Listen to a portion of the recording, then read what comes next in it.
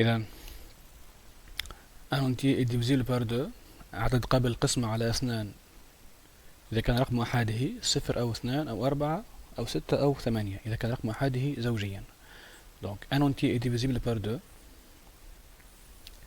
si son chiffre d'unité est pair.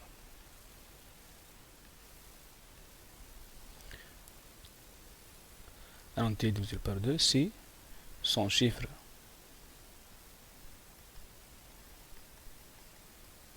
d'unité est pair. C'est-à-dire 0, 2, 4, 6 ou 8. Par exemple, «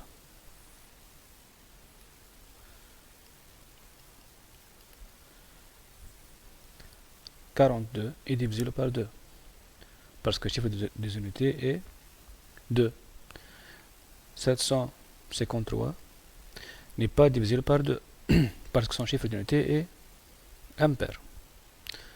866 est divisible par 2 car son chiffre d'unité est 6 qui est pair. Donc un entier est divisible par 2 si son chiffre d'unité est pair. يكون العدد قابل للقسم على 2 إذا كان رقم أحاده زوجيا. إذن هذا قابلية القسمة على 2 ou la divisibilité par 2. Donc un entier est divisible par 2 يعني عدد صحيح طبيعي قابل للقسمة، يعني قابل للقسمة على 2. هذه أول قاعدة لقابلية القسمة. إذن يجب أن يكون رقم الآحاد زوجيا.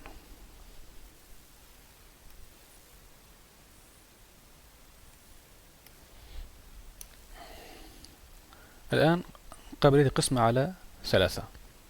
un entier est divisible par 3 si يكون العدد الصحيح الطبيعي قابل للقسمة على 3 إذا كان مجموع أرقامه مضاعفا ل3.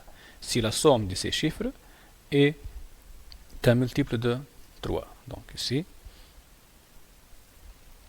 un entier est divisible par 3 si la somme de ces chiffres est un multiple de 3. نترجم العبارة. يكون عدد قابل للقسمة على 3 إذا كان الصوم هي المجموع، مجموع أعداده ملتيبل يعني مضاعف ل 3. إذن يكون عدد قابل للقسمة على 3 إذا كان مجموع أرقامه مضاعفا ل 3. نأخذ أمثلة. نأخذ العدد 603 603. Si on fait la somme 6 plus 0 plus 3, 9. Et 9 est un multiple de 3. Alors, 9 est un multiple de 3.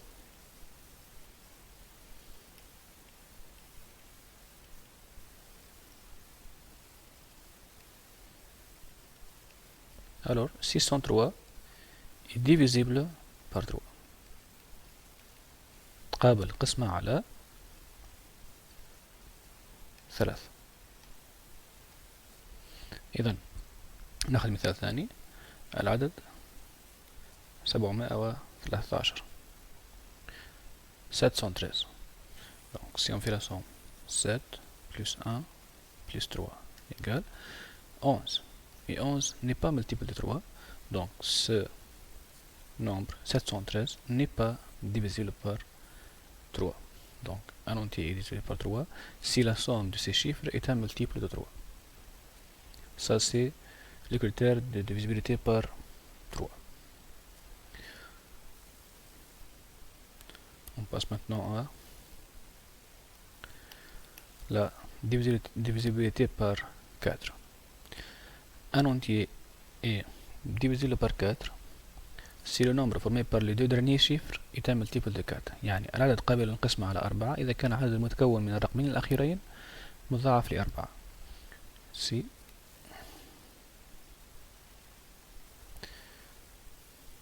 entier est divisible par 4 si le nombre formé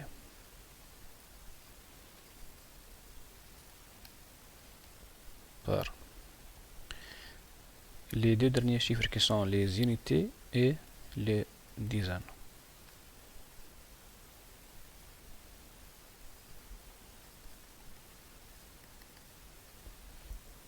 Et divisible par 4. Et je vais prendre des exemples pour bien comprendre. Par exemple, 3528. Je prends les deux derniers chiffres. On sait que 28 est un multiple de 4. 4 fois 7 est 28. Donc on dit que 28 est un multiple de 4, ou divisible par 4. Alors, le nombre 3528 est divisible par 4.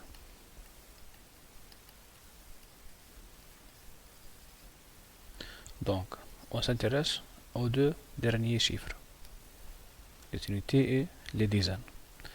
Un autre exemple, 7840. On prend aussi les deux derniers chiffres. 40 est un multiple de 4. 4 fois 10 égale à 40. Donc, qu'est-ce qu'on va dire? 40 est un multiple de 4.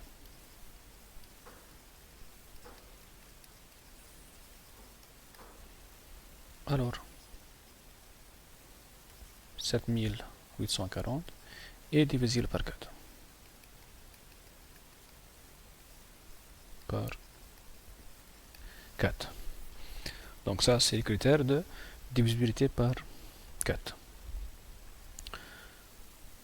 On passe au critère de la divisibilité par 5.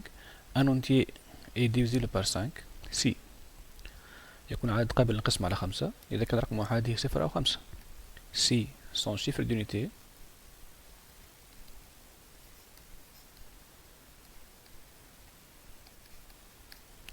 est 0 ou 5. Donc, comme exemple, on peut prendre 830, 425, 710, 5, 20.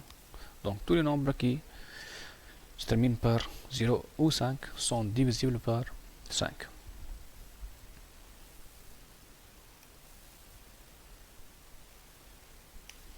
Non, la divisibilité par 9, c'est la même chose que les critères de 3, les critères de divisibilité par 3, mais ici la somme des chiffres doit être un multiple de 9. Donc, un entier est divisible par 9 si la somme de ces chiffres est un multiple de 9.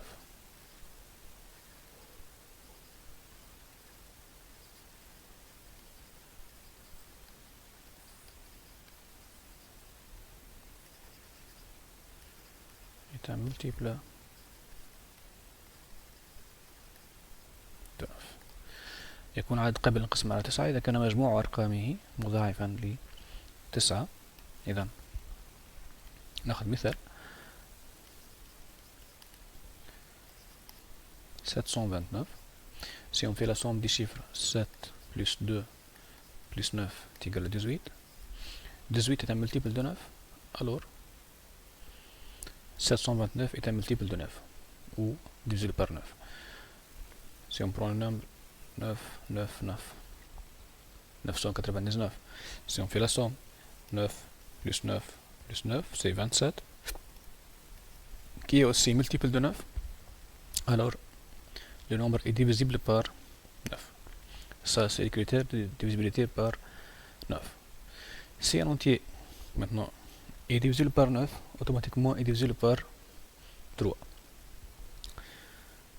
D'une façon générale, on dit que A est divisible par B. Si A et B sont deux entiers, on dit que A est divisible par B si le reste de la division euclidienne de A par B est nul. نقول أن العدد A قابل للقسمة على العدد الصحيح الطبيعي B إذا كان باقي قسمة العدد A على B يساوي صفر. إذا قسمنا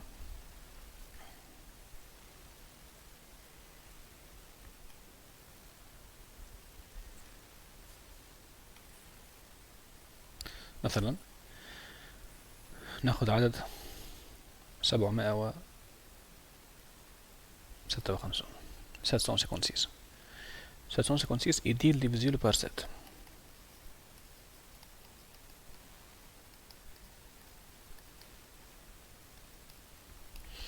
Donc on fait la division euclidienne de 756 par 7. Si on divise 756 par 7, on va avoir égal à 108. Le reste est nul. Alors 756 est divisible par le reste de la division euclidienne de 729 par 5, c'est 4. Alors 729 n'est pas divisible par 5.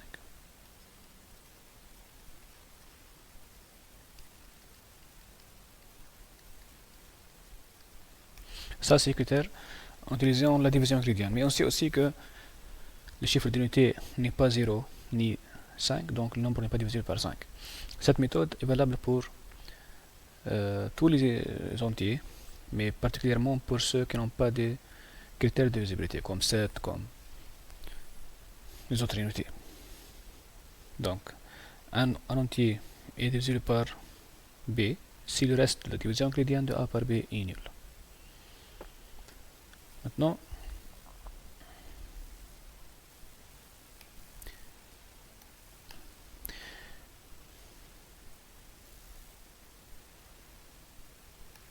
c'est quoi un nombre premier?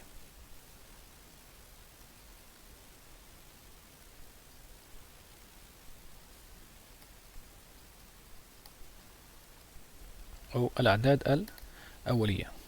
النمبر premier هي نفسها الأعداد الأولية.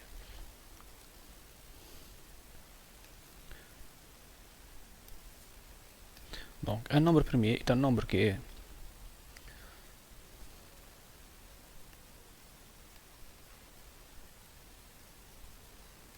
premier est un entier supérieur à 1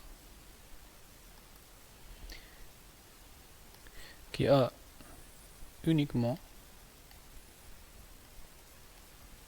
deux diviseurs, 1 et lui-même. يعني العدد الأولي هو عدد أكبر من واحد، عدد صحيح طبيعي أكبر من واحد، ويكون قابل للقسمة إلا على نفسه أو على واحد. نأخذ أمثلة. العدد مثلا 7 يقبل القسمة فقط على نفسه وعلى واحد. العدد 11 يقبل القسمة على نفسه وعلى واحد. إذن 7 et 11 sont deux nombres premiers car ils sont divisibles uniquement par 1 et 7 est divisible uniquement par 1 et lui-même. La même chose pour 11. Si on prend par exemple le 35, est-ce que 35 est premier? Non, parce que 35 est divisible par 5 et par 7. Donc il a comme diviseur 1, 5, 7, 37. Donc ce n'est pas un nombre premier. Donc tous les nombres premiers sont impairs sauf un seul nombre qui est 2. Donc le plus petit entier qui est premier et pair, c'est 2. Et c'est l'unique nombre qui est premier et pair en même temps. Si on prend par exemple 4, 6, 8, ou n'importe quel nombre qui est pair, donc ce n'est pas un nombre premier car il est divisible par 2. Donc uniquement on a un seul nombre qui est pair et premier qui est et qui est aussi le plus petit nombre premier. Donc, encore une fois, un nombre premier est un entier qui est supérieur à 1 et qui a uniquement deux diviseurs, 1 et lui-même. Ça, c'est la définition des nombres premiers.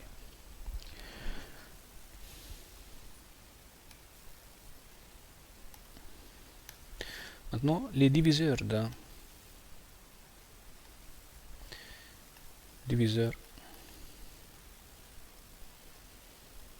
entier. قواسم على سطح طبيعي نرمز لها بالحرف D diviseur. مثلا ناخذ قواسم 10 les diviseurs de 10. On a 1, 2, 5 et 10. Ça sont les diviseurs de 10. Si on prend les diviseurs de 11, on sait que 11 est un nombre premier. Donc on a uniquement 1 et 11.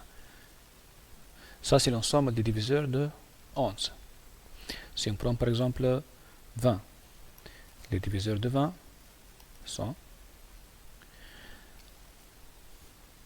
bien sûr on a 1. Donc 20 est divisible par 2. 2 fois 10 égale à 20. On a 4. 4 fois 5 est égal à 20.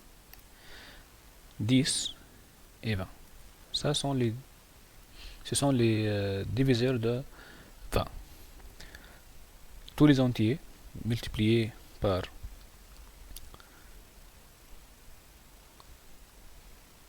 exemple 4 fois 5 est égal à 20.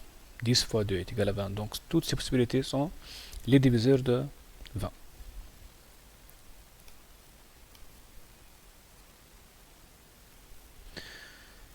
Les multiples d'un entier maintenant.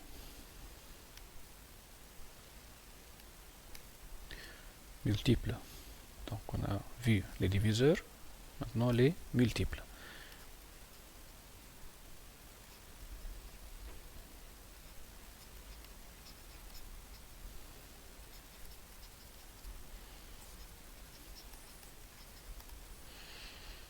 يعني مضاعفات عدد صحيح طبيعي نرمز لها بالحرف M multiple. مثلا ناخذ M 3. Ce sont tous les multiples de 3. Donc commence par 0. 3 fois 0 est égal à 0. 3 fois 1 c'est 3. 3 fois 2 6. 3 fois 3 9. 3 fois 4 12 et ainsi de suite. C'est un ensemble infini. Donc les multiples d'un entier, c'est comme si on répète le 3. 3 fois 1, 3 fois 2, 3 fois 3, 3 fois 4 sont les multiples de 3. Par exemple, les multiples de 10. M10. On commence bien sûr par 0, 10, 20, 30, 40 et ainsi de suite. C'est ce qu'on appelle les multiples d'un entier أو مضاعفات عدد صحيح طبيعي.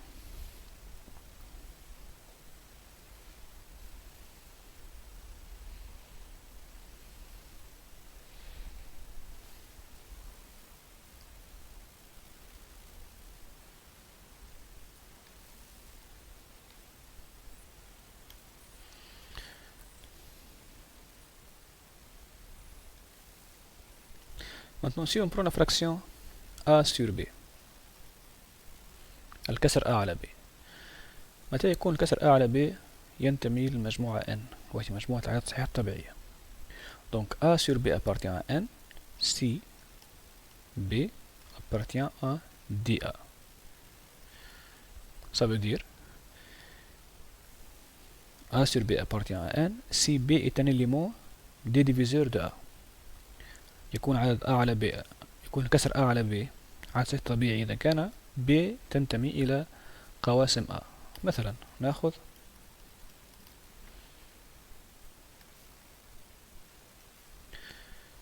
pour quelle valeur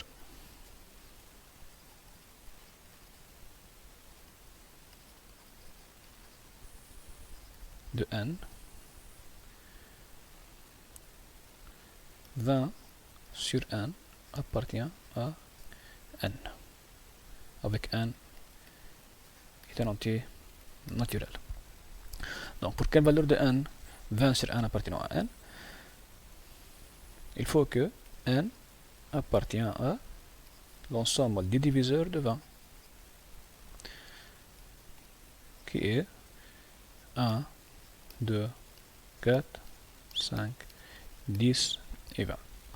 Donc si n prend l'une de ces valeurs, la fraction a sur b doit être un entier naturel. On prend un autre exemple.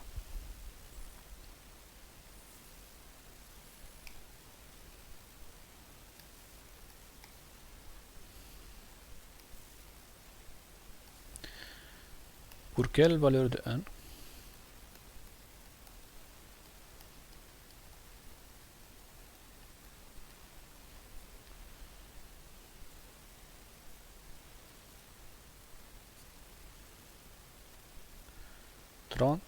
sur n-1 appartient à n. Donc la même chose.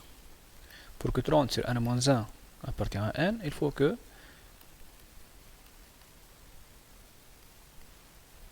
n-1 appartient à l'ensemble des diviseurs de 30, qui sont 1, 2, 3, 5, 6, 10, 15 et 30, les diviseurs de 30. Donc, si n-1 est égal à 1, ça va donner n égale à 2. Si n-1 égale à 2, on va avoir n égale 3. n-1 égale à 3. Donc on prend tous ces diviseurs. Okay? Alors n égale à 4. Et ainsi de suite. n-1 égale à 5. Alors n égale à 6. Si n-1 est égal à 6, alors n égale à 7. Si n-1 est égal à 6, alors n est égal à 7. Maintenant, si n-1 est égal à 10, alors n égale à 11. n-1 est égal à 15, alors n est égal à 16. Si n-1 est égal à 30, alors n est égal à 31. Donc pour que cette fraction soit un entier, il faut que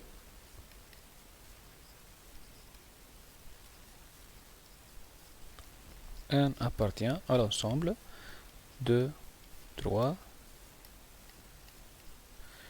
4, 6, 7, 11, 16 et 31. Ce sont les valeurs possibles de n pour que 30 sur n-1 appartient à n. Bon, comme ça, on a fini notre première séance. J'espère que vous avez bien compris et à la séance prochaine, Inch'Allah.